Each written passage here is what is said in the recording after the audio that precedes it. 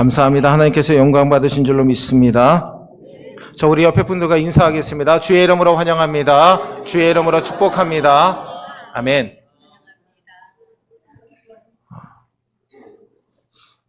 지금은 예배 시간에 우리 성도님들의 웃음이 가득하고 참 미소를 띄우시면서 예배를 드리시지만 오래전에는 그렇지 않았다고 합니다. 예배를 드리면 세상의 근심과 걱정은 다 가지고 온 얼굴에 인상을 쓰고 예배를 드릴 때가 있었습니다. 어떠한 선교사님이, 목사님이 물었습니다. 목사님, 한국의 성도님들은 왜 이렇게 인상을 쓰고 예배를 드립니까? 목사님이 할 말이 없으니까 주님의 십자가를 묵상해서 너무나 경건된 모습으로 예배를 드리고 그렇게 얼굴을 가지는 것 같습니다 라고 대답을 했다고 합니다. 근데 이 선교사님이 반문하면서 이렇게 얘기합니다. 그러면 한국의 성도들은 주님의 십자가만 묵상하고 주님의 부활은 생각하지 않습니까? 주님의 다시 사심을 생각한다면 기쁨으로 예배 드려야 된다라는 것이죠. 여러분, 오늘 이 시간 세상의 근심과 걱정이 많이 있을지라도 오늘 이 시간 밝은 얼굴로 주님 앞에 영광을 돌리시는 저와 여러분들 되시기를 주의 이름으로 축원합니다. 오늘 인간의 실수와 하나님의 뜻이라는 제목으로 하나님 말씀 함께 나누고자 합니다. 우리가 인생을 살아가면서 깨닫게 되는 사실 중에 하나는 인생은 배움의 연속이라는 겁니다. 그럼 학년이 오르고 나이가 차게 되면 학교를 졸업하게 되죠. 근데 우리 인생에는 졸업이 없습니다. 일평생 동안 계속해서 배우고 익히고 깨닫는 것이 인생의 길입니다. 얼마 전에 수능에서도 80이 넘으신 분이 수능을 보고 본 걸로 인해서 뉴스에도 출연하셨던 그 방송을 여러분 보신 적이 있을 겁니다. 신앙의 길도 마찬가지입니다. 주일학교 학생들만 그냥 하나님에 대해서 배우는 것으로 끝나서는 안 된다라는 겁니다. 지금 우리들도 주님을 배우고 주님을 만나고 주님 앞에 영광 돌리며 살아감이 필요하다라는 겁니다. 오늘 본문 말씀의 주인공들도 인생과 신앙의 길은 끊임없는 배움의 연속이라는 사실을 깨닫게 된다라는 겁니다. 오늘 본문의 배경은 이삭의 말년에 이제 자신의 장남 에서에게 축복을 해주려고 하는 장면이 기록되어 있습니다. 당시에 사람들은 자손들에게 축복을 유산으로 남기는 전통이 있었습니다. 특별히 장손에게, 장남에게 그 축복을 물려주고 가문을 잇게 하는 전통이 있었다라는 겁니다. 즉, 이삭은 너무나 당연하게 생각을 했습니다. 내 장남 에서에게 하나님의 축복을 이어줄 것이다 라는 마음이 가득했다라는 것이죠. 그래서 이삭은 그에게 축복을 내리기에 앞서 에서에게 이야기합니다. 내가 사냥한 고기를 가지고 아주 맛있는 음식을 만들어서 내게 대접해라. 그러면 내가 너에게 축복하겠다라고 약속을 합니다. 장남 에서는 아버지를 위해서 사냥하러 밖으로 나가게 되었고 이 대화를 듣게 된 이삭의 아내 리브가가 둘째 아들 야곱을 불러 이러한 이야기를 전해줍니다. 야곱아, 아버지가 너의 형 에서에게 이 가문의 축복을 물려주려고 하는구나. 나는 너의 형 에서가 아니라 야곱 내가 이 축복을 계승해서 물려받았으면 좋겠다라는 그 마음으로 그에게 이야기를 합니다. 6절과 7절 말씀 우리 함께 읽겠습니다. 리브가가 그의 아들 야곱에게 말하여 이르되 내 아버지가 내 형 에서에게 말씀하시는 것을 내가 들으니 이르시기를 나를 위하여 사냥하여 가져다가 별미를 만들어 내가 먹게 하여 죽기 전에 여호와 앞에서 내게 축복하게 하라 하셨으니. 아멘. 오늘 에서에게 축복하겠다라는 이삭의 말을 듣고 리브가는 자신의 막내인 야곱에게 이야기를 합니다. 바로 이 장남인 에서보다 차남인 야곱을 더 생각한 리브가의 마음을 보게 되는 것이죠. 즉, 큰아들 에서가 아니라 차남인 야곱이 그 축복을 받기를 원했다라는 겁니다.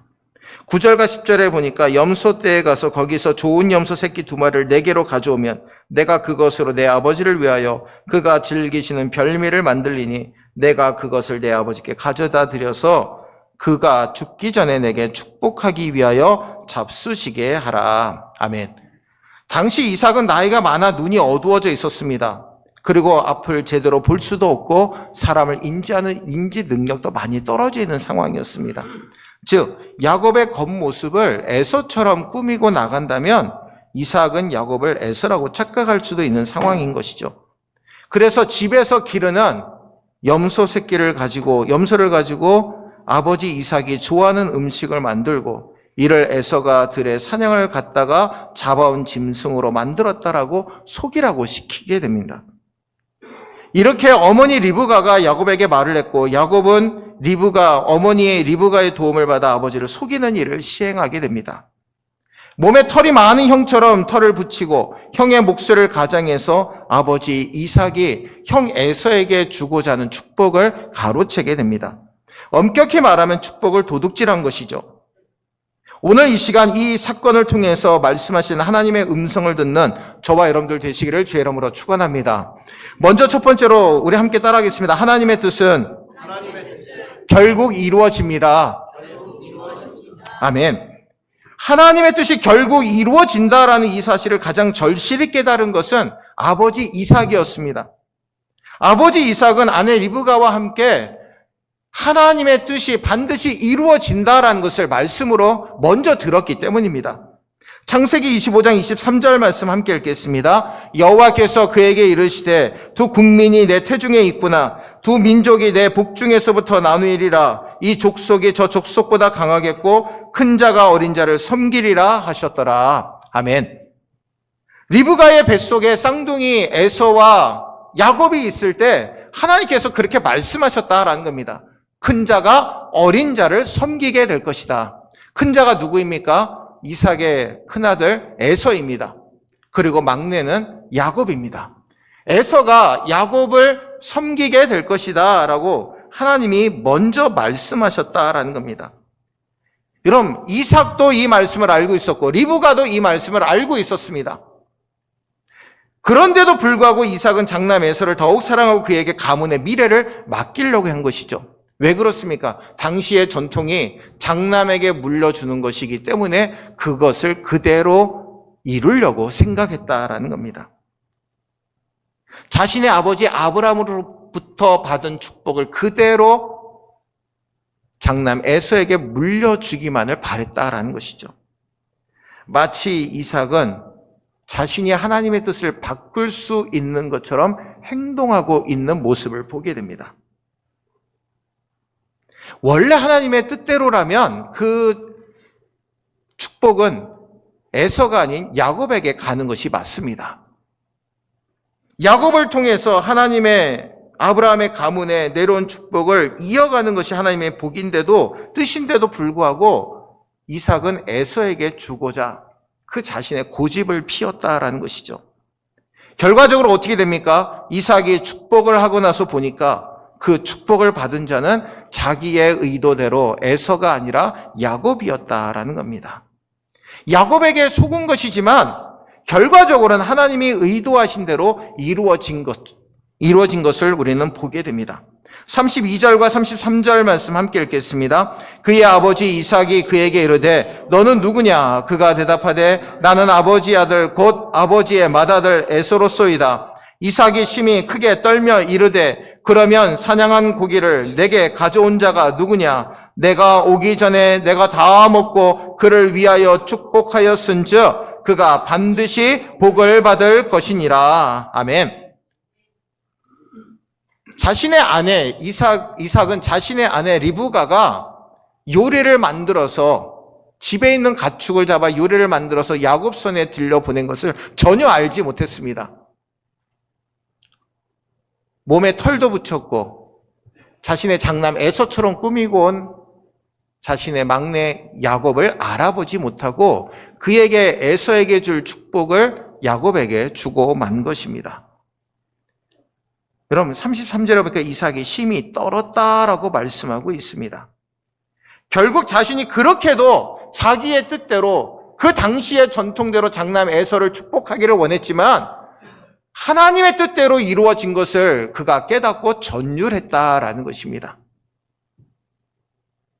하나님의 뜻보다 자신의 뜻을 관철시키려고 했던 이삭은 오래전에 큰 자가 작은 자를 섬기게 될 것이다 라는 하나님의 그 말씀을 깨닫고 전율했다라는 겁니다. 내가 아무리 일을 행하려고 해도 하나님의 뜻은 결국 이루어진다라는 것을 이삭이 깨닫게 된 것입니다. 여러분, 인간의 뜻이 아닌 하나님의 뜻은요, 반드시 이루어집니다. 이사야 40장 8절에 푸른 마르고 꽃은 시드나 우리 하나님의 말씀은 영영이 서리라. 아멘. 세상은 아무리 바뀐다 할지라도 하나님의 뜻은 변함이 없습니다. 하나님의 뜻은 반드시 이루어진다라는 사실 항상 믿고 살아가시는 저와 여러분들 되시기를 주의 이름으로 축원합니다. 오늘 또한 두 번째로 함께 따라하겠습니다. 감정적인 대응으로는 하나님의 뜻을 이룰 수 없습니다. 34절 말씀 함께 읽겠습니다. 에서가 그의 아버지의 말을 듣고 소리내어 울며 아버지에게 이르되 내 아버지여 내게 축복하소서 내게도 그리하소서. 아멘. 이삭 앞에 와서 에서가 자기가 사냥한 짐승으로 별미를 만들어 이삭 앞에 가지고 왔는데 이삭이 내가 누구냐라고 묻고 있는 겁니다. 내가 맏아들 장남 에서입니다 라고 얘기했더니 그러면 아까 축복을 받아간 사람이 누구냐라고 대묻게 되는 것이죠. 35절에 이삭이 이르되 내 아우가 와서 속여 내 복을 빼앗았도다. 여러분, 에서가 통곡한 것은 회개의 통곡이 아니었습니다. 하나님 앞에 자신이 장자권을 귀하게 여기지 못했던 것, 하나님의 백성으로 합당하게 살지 못했던 자신의 삶을 되돌아보면서 회개한 것이 아니라 그냥 야곱에게 축복을 빼앗긴 것이 너무나 분해서 울게 된 것이다 라는 것이죠. 36절에 보니까 에서가 이르되 그의 이름을 야곱이라 함이 합당하지 아니하니까 그가 나를 속임이 이것이 두 번째니이다. 전에는 나의 장자의 명분을 빼앗고 이제는 내 복을 빼앗았나이다. 또 이르되 아버지께서 나를 위하여 빌복을 남기지 아니하셨나이까. 여러분, 지금 축복이 야곱에게 간 것만 가지고 분통이 터져하는 에서의 모습을 봅니다. 내가 하나님 앞에 제대로 서지 못해서 이러한 일을 당했음을 깨닫지 못하고 있는 것이죠. 물론 사람은 누구나 감정의 영향을 받지 않을 수는 없습니다. 근데 매사에 감정에 의해서만 결정하고 행동한다면 그것은 매우 위험한 결과를 초래하게 됩니다. 하나님이 쓰시지 않는다라는 것이죠. 여러분, 인류 최초의 살인자가 누구입니까? 가인입니다. 가인과 아벨은요, 아담과 하와의 아들이었습니다. 아버지와 어머니에게 배운 그대로 제사를 드립니다. 가인은 농산물로 드리고 아벨은 양의 첫 새끼로 제사를 드립니다. 근데 하나님께서 그 제사 가운데 아벨의 제사만 받으시죠. 만약에 정말 가인이 믿음의 사람이었고 올바른 믿음을 배운 사람이라면 다시 한번 하나님 앞에 올바른 방법으로 제사를 드렸을 것입니다. 그런데 가인은 어떠합니까? 하나님이 자신의 제사 받지 않은 것만 분해하고 자신의 동생 아벨을 죽이게 됩니다. 그 평생 그는 인류 최초의 살인자라고 하는 그 칭호를 갖고 살게 됩니다. 사랑하는 우리 성도 여러분, 야고보서 1장 20절에 사람이 성내는 것이 하나님의 의를 이루지 못함이라. 성내는 것은 우리의 마음을 해칠 뿐만 아니라 하나님이 원하는 삶에도 위배됩니다. 하나님은요, 감정적인 대응하지 않기를 원하십니다. 하나님의 생각과 하나님의 뜻을 이루며 살기를 원하신다라는 것이죠. 에서는 회개하지 못했습니다. 에서와 같이 망령되이 행한다라는 것은 하나님이 없는 것 같이 행동했다라는 겁니다. 사랑하는 우리 성도 여러분, 육적인 삶 굉장히 중요합니다. 육의 삶 중요합니다. 그러나 우리 그리스도인들에게 가장 중요한 삶은 영적인 삶임을 항상 기억하고 그 삶을 중심을 두고 살아가시는 저와 여러분들 되시기를 바랍니다. 여러분, 오늘 말씀에 우리에게 주시는 영적 진리가 있습니다. 감정적인 대응으로는 하나님의 뜻을 이룰 수 없다라는 겁니다. 여러분, 감정이 무조건 다 나쁜 것은 아니지만 그것이 조절이 되지 않으면 하나님의 뜻을 이룰 수 없다라는 것이죠. 하나님의 일을 할 때 감정적으로 행하는 어리석음이 아니라 하나님의 생각과 하나님의 뜻대로 행하시는 저와 여러분들 되시기를 주의 이름으로 축원합니다. 오늘 또한 따라하겠습니다. 하나님보다 앞서면 안 됩니다. 결국 오늘 본문에서 가장 문제가 되는 사람은 야곱입니다. 야곱은 아버지를 속이고 형 에서를 제쳐놓고 축복을 받는 일에 성공했습니다. 근데 여러분, 그 성공은 야곱으로 하여금 크나큰 대가를 치르게 만듭니다. 우선은 형 에서와 원수가 됩니다. 에서를 피해서 도망을 다니게 되죠. 오랜 시간 고향을 떠나 타지에서 고생을 합니다. 외삼촌 라반에게 자기가 다 얻게 된 양들 다 빼앗기게 됩니다. 그리고 결국 그가 정말 그래도 하나님의 은혜로 그 양들을 다 가지고 길을 떠나게 되죠. 하나님은 분명히 야곱을 향한 크신 계획과 뜻이 있었습니다. 근데 야곱은 하나님의 때와 뜻을 기다리지 못했다라는 것이죠. 큰 자가 작은 자를 섬기게 될 것이다라는 하나님의 뜻을 깨닫지 못한 것입니다. 여러분, 리브가와 야곱은 나름대로 이런 생각했을 겁니다. 하나님이 이미 약속하셨으니까 축복은 당연히 야곱이 받아야 돼라고 생각했을 것입니다. 근데 여러분, 여기에서 우리가 간과하지 말아야 될 것은, 그리고 잊지 말아야 될 것이 있습니다. 하나님께 당연이라는 것은 없는 것이다라는 겁니다. 야곱의 잘못으로, 리브가의 잘못으로 가족 간의 갈등과 아픔이 생겨나게 됩니다. 여러분, 목적은 수단을 정당화할 수 없습니다. 근데 야곱은 어차피 축복은 내 것이니까 내 것으로 만들어야 돼라고 생각하고 축복을 가로채게 되는 어리석음을 범하게 됩니다. 사랑하는 우리 성도 여러분, 때때로 우리를 향한 하나님의 약속의 말씀들이 더디 이루어질 때처럼 느껴질 때가 있습니다.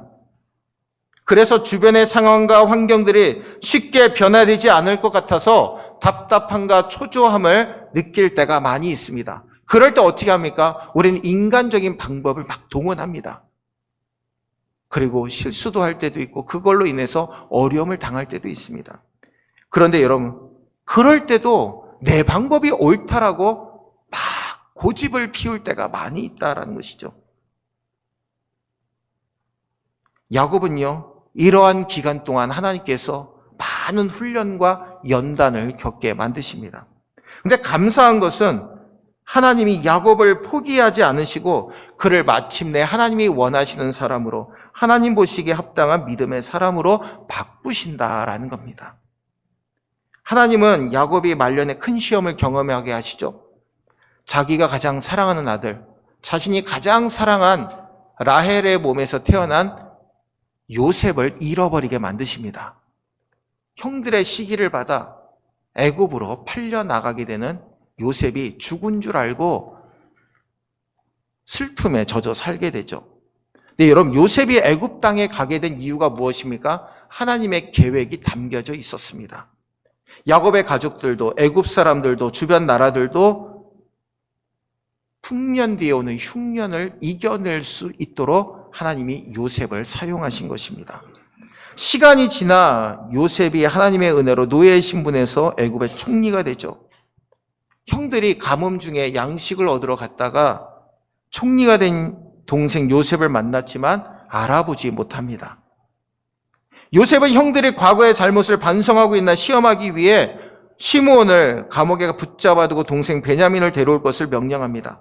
만약에 동생 베냐민을 데려오지 않으면 양식도 주지 않을 것이고 시므온도 보내지 않겠다라고 엄포를 놓습니다. 이 소식이 야곱에게 들리고 시므온과 베냐민을 잃어버릴 수도 있다라는 걱정과 염려를 하게 되죠. 요셉을 잃어버린 후에 이제 가장 소중한 자녀는 베냐민이었기 때문입니다. 여러분, 젊은 날의 야곱 같으면 견딜 수 없었을 것입니다. 그런데 창세기 43장 14절에 이 말씀이 등장합니다. 전능하신 하나님께서 그 사람 앞에서 너희에게 은혜를 베푸사 그 사람으로 너희 다른 형제와 베냐민을 돌려보내게 하시기를 원하노라. 내가 자식을 잃게 되면 이르리로다. 여러분, 그 전에 야곱은 어떠합니까? 어떻게 해서든지 자신의 손에 얻어내야 되고 손에 움켜져야만 직성이 풀리는 사람이 야곱이었습니다. 그런데 하나님 앞에 자기의 자녀들도 다 맡기는 믿음의 사람이 되었다라는 겁니다. 하나님, 내가 자식을 잃게 되면 잃겠습니다. 내 품 안의 자식이 아니라 하나님의 자녀인 것을 인정하고 고백하고 있는 것이죠.